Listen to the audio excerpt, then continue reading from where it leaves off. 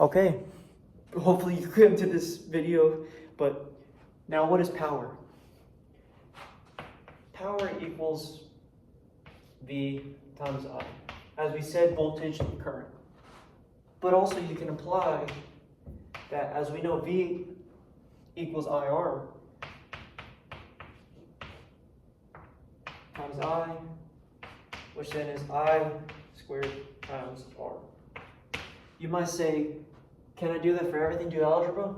At the end of the day, it depends on what components are given to you and what you think in the background as an electrical engineer.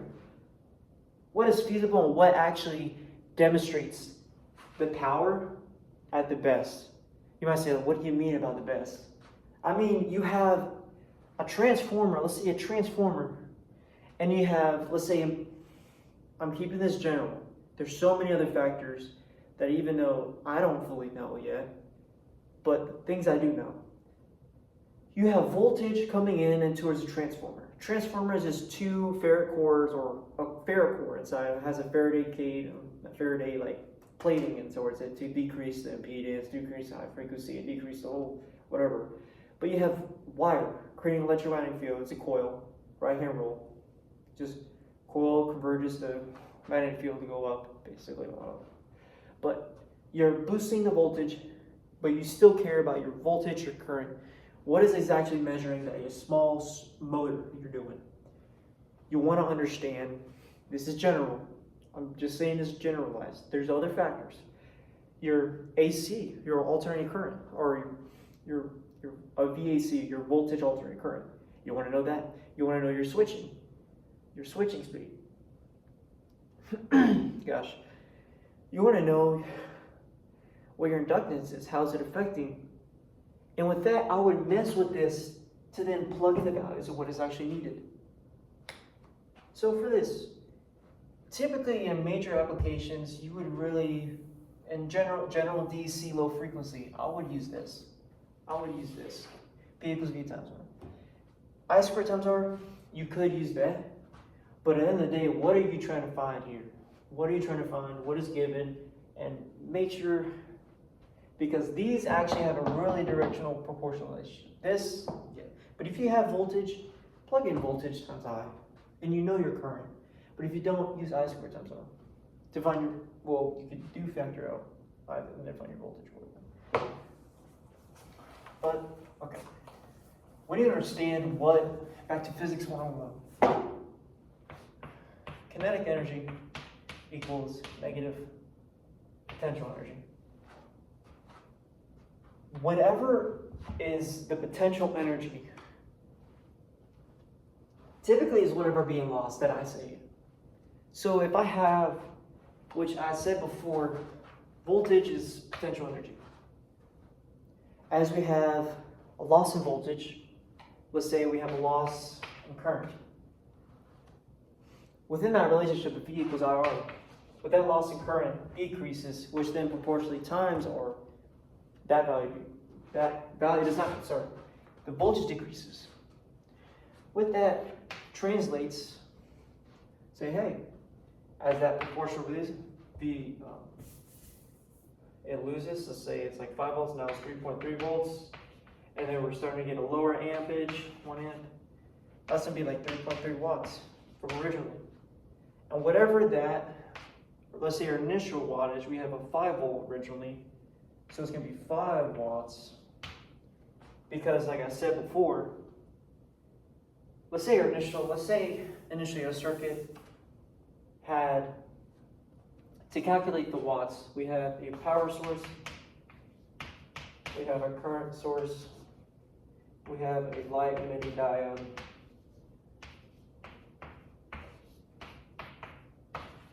or whatever, let's say 1 kilo ohm, I don't know. With that, we need to understand also, thanks to my professor, so you can see it. What's the power supplied? Resistors do not have a polarity, but we can understand that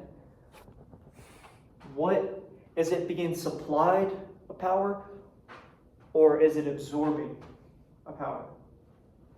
You might say there's barely no difference. So right now it's being supplied. We're doing whatever our current is, which was 0.5 milliamps. it's 10 kilo ohms. So let's do P equals V times I. P equals V times I. Voltage 5 volts. And we have 0.5 milliamps. At some instant, that's going to be, I don't know, milliwatts, some milliwatts. And with that, that is within this resistor, or being supplied, typically. There's big difference here, because we can say that it's being internally supplied. It depends on the circumstance. But I'm assuming right here, this is the current we found from the effects of the resistor. The effects of the resistor of how it's absorbed or whatever. It depends internally. So if we do like circuit analysis, which I'll get to it soon, we find the voltage drop of a resistor. We use the circuit method to find the voltage drop of a resistor. That's typically what you do to find the voltage drop in time effects.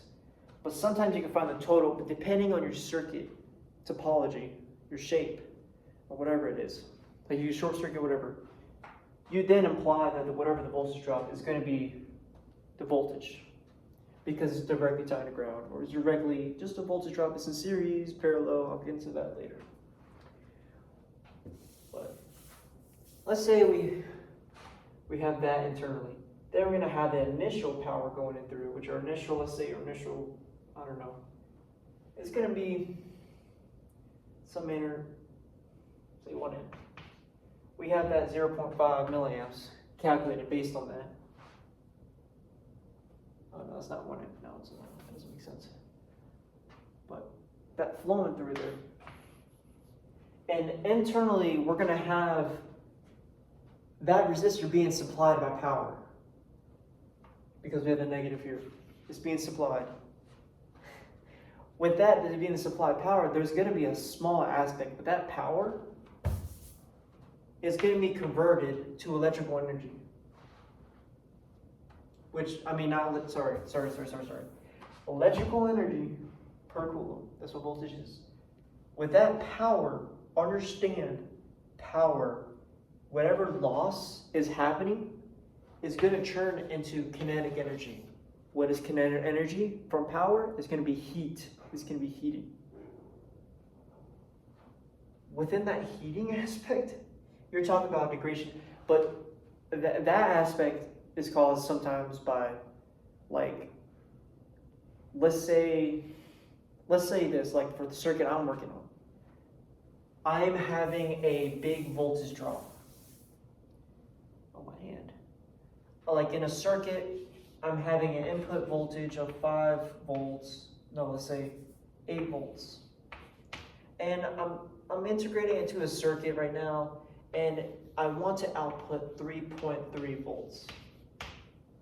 Internally, there's going to be a voltage divider, or some matter to split the voltage.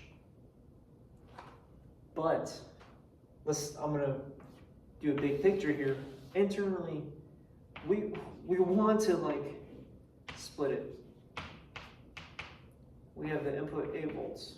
In some manner, there's going to be a voltage divider. Understand, depending at the end of the day, if you're just supplying an input,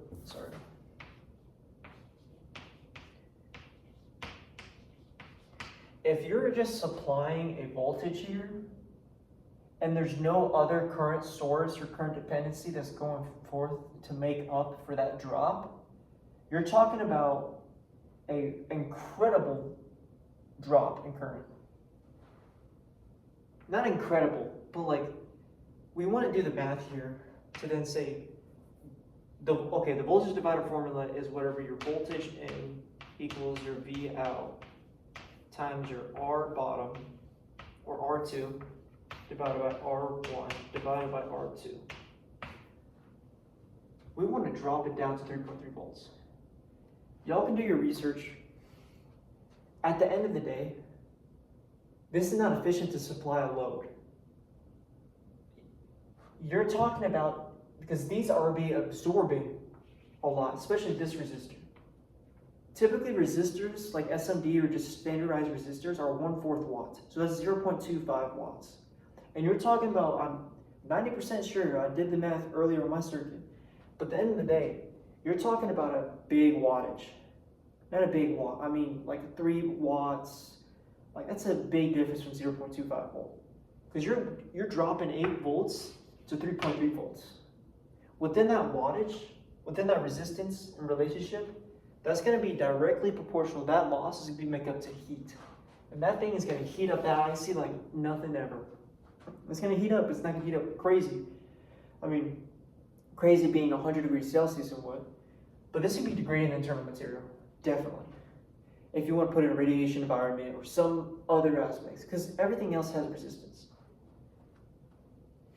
And specific ICs that could possibly drop this is called low dropout voltage.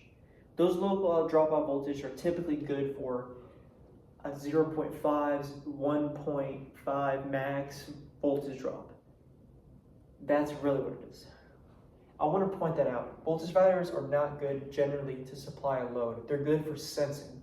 So if you have a load, this will have a very low current supplying.